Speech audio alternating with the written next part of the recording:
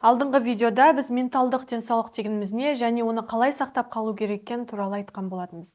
Ал бүгінгі видеода әлеуметтік желілердің менталдық денсаулыққа және психикалық денсаулыққа әсері туралы айтатын боламыз.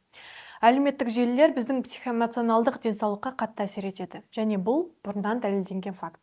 Бірақ олар денсаулыққа нақты қалай зиянын тигізеді? Инстаграмнан бастап тиктокқа дейінгі әлеуметтік желілер біздің өмірімізге енді.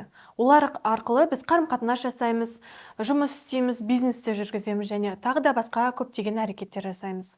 Бір жағынан әлеуметтік желілер оқшауланудан арылуға көмектессе, екінші жақтан ол көңіл күйге, әсіресе менталдық және психикалық денсаулыққа әсер етеді. Әлеуметтік желілер уақытты қызық өткізуге және бағанағыда айтып кеткендей басқа адамдармен қарым-қатынас жасауға көмектеседі. Алайда олар миға, әсіресе дофамин жүйесіне кері әсерін тигізіп, соның кесірінен депрессия белгілерін күшейтеді. Бірінші қадам ол мәселені мойындау, ал екінші қадам ол әлеуметтік желілерді қолдану үшін уақыт кестесін дайындау.